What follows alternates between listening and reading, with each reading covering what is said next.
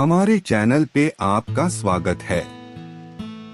आज हम आपको एक कहानी सुनाने जा रहे हैं, जीवन बदल देने वाली सीख। एक राजा था जिसका नाम रामधन था। उनके जीवन में सभी सुख थे। राज्य का काम काज भी ऐशो आराम से चल रहा था। राजा के नैतिक गुणों के कारण प्रजा भी बहुत प्रसन्न थी। और जिस राज्य में प्रजा खुश रहती है, वहाँ की आर्थिक व्यवस्था भी दुरुस्त होती है। इस प्रकार हर क्षेत्र में राज्य का प्रवाह अच्छा था। इतने सुखों के बाद भी राजा दुखी थे, क्योंकि उनकी कोई संतान नहीं थी। यह गम राजा को अंदर ही अंदर सताता रहता था। प्रजा को भी इस बात का बहुत दुख था। वर्षों के बाद राजा की यह मुराद पूरी हुई और उसे एक पुत्र की प्राप्ति हुई। पूरे नगर में कई दिनों तक जश्न मना। नागरिकों को राजमहल में दावत दी गई। राजा की इस खुशी में प्रजा भी झूम रही थी। समय बीता जा रहा था। राजकुमार का नाम नंदन सिंह रखा गया।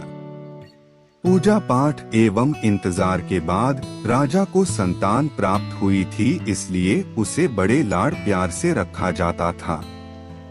लेकिन अति किसी बात की अच्छी नहीं होती। अधिक लाड ने नंदन सिंह को बहुत बिगाड़ दिया था। बचपन में तो नंदन की सभी बातें दिल को लुभाती थी, पर बड़े होते होते यही बातें बदतमीजी लगने लगती हैं। नंदन बहुत ज्यादा जिद्दी हो गया था। उसके मन में अहंकार आ गया था। वो चाहता था कि प्रजा सदैव उसकी जय जयकार करे, उसकी प्रशंसा करे। उसकी बात ना सुनने पर वो कोलाहल मचा देता था। बेचारे सैनिकों को तो वो पैर की जुती ही समझता था। आए दिन उसका प्रकोप प्रजा पर उतरने लगा था। वो खुद को भगवान के समान पूजता देखना चाहता था। आयु तो बहुत कम थी, लेकिन अहम कई गुना बढ़ चुका था। नंदन के इस व्यवहार से सभी बहुत दुखी थे। प्रजा आए दिन दरबार में नंदन की शिकायत लेकर आती थी, जिसके कारण राजा का सिर लज्जा से झुक जाता था। यह एक गंभीर विषय बन चुका था। एक दिन राजा ने सभी खास दरबारियों एवं मंत्रियों की सभा बुलवाई और उनसे अपने दिल की बात कही कि वे राजकुमार के इस व्यवहार से अत्यंत दुखी हैं। राजकुमार इस राज्य का भविष्य हैं। अगर उनका व्यवहार यही रहा तो राज्य की खुशहाली चंद दिनों में ही जाती रहेगी। दरबारी राजा को सांत्वना देते हैं और कहते हैं कि आप हिम्मत रखें, वरना प्रजा निस्सहाय हो जाएगी। मंत्री ने सुझाव दिया कि राजकुमार को एक उचित मार्गदर्शन एवं सामान्य जीवन के अनुभव की जरूरत है।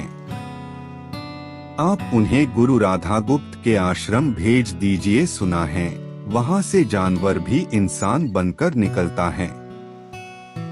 यह बात राजा को पसंद आई और उसने नंदन को गुरुजी के आश्रम भेजा। अगले दिन राजा अपने पुत्र के साथ गुरुजी के आश्रम पहुँचे। राजा ने गुरु राधागुप्त के साथ अकेले में बात की और नंदन के विषय में सारी बातें कही। गुरुजी ने राजा को आश्वस्त किया कि वे जब अपने पुत्र से मिलेंगे तब उन्हें गर्व महसूस होगा। गुरुजी के ऐसे शब्द सुनकर राजा को शांति महसूस हुई और वे सहर्ष अपने पुत्र को आश्रम में छोड़कर राजमहल लौट गए। अगले दिन सुबह गुरु के खास चेले द्वारा नंदन को भिक्षा मांगकर खाने को कहा गया, जिसे सुनकर नंदन ने साफ इनकार कर दिया। चेले ने उसे कह दिया कि अगर पेट भरना है तो भिक्षा मांगनी होगी और भिक्षा का समय शाम तक ही है, अन्यथा भूखा रहना पड़ेगा। नंदन ने अपनी अकड़ में चेले की बात नहीं मानी और शाम होते होते उसे भूख लगने लगी, लेकिन उसे खाने को नहीं मिला। दूसरे दिन उसने भिक्षा मांगना शुरू किया। शुरुआत में उसके बोल के कारण उसे कोई भिक्षा नहीं देता था, लेकिन गुरुकुल में सभी के साथ बैठने पर उसे आधा पेट भोजन मिल जाता था। धीरे धीरे उसे मीठे बोल का महत्व समझ आने लगा और करीब 1 महीने बाद नंदन को भरपेट भोजन मिला, जिसके बाद उसके व्यवहार में बहुत से परिवर्तन आए। इसी तरह गुरुकुल के सभी नियमों ने राजकुमार में बहुत से परिवर्तन किए, जिसे राधा गुप्त जी भी समझ रहे थे। एक दिन राधा गुप्त जी ने नंदन को अपने साथ सुबह सवेरे सैर पर चलने कहा। दोनों सैर पर निकल गए। रास्ते भर बहुत बातें की। गुरुजी ने नंदन से कहा कि तुम बहुत बुद्धिमान हो और तुम में बहुत अधिक ऊर्जा है, जिसका तुम्हें सही दिशा में उपयोग करना आना चाहिए। दोनों चलते चलते एक सुंदर बाग में पहुंच गए, जहां बहुत सुंदर सुंदर फूल थे जिनसे बाग महक रहा था। गुरुजी ने नंदन को बाग से पूजा के लिए गुलाब के फूल तोड़ने कहा। नंदन झट से सुंदर सुंदर गुलाब तोड़ लाया और अपने गुरु के सामने रख दिए। अब गुरुजी ने उसे नीम के पत्ते तोड़कर लाने कहा। नंदन वो भी ले आया। अब गुरुजी ने उसे एक गुलाब सूंघने दिया और कहा, बताओ कैसा लगता है। नंदन ने गुलाब सूंघा और गुलाब की बहुत तारीफ की। फिर गुरुजी उसे नीम के पत्ते चखकर उसके बारे में कहने को कहा। जैसे ही नंदन ने नीम के पत्ते खाए, उसका मुंह कड़वा हो गया और उसने उसकी बहुत निंदा की और इधर उधर पीने का पानी ढूंढने लगा।